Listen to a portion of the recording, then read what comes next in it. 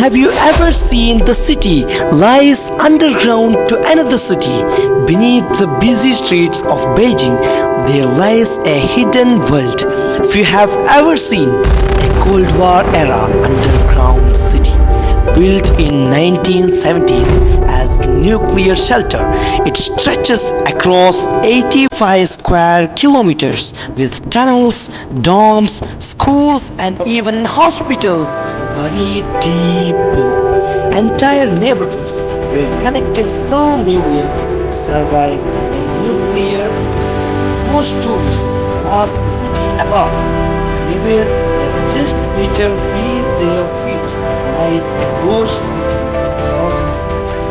One secret is still largely mystery. Stories from locals reveal its magic. It's not science fiction, it's a political city. One of the world's busiest cities. That's it. See you tomorrow.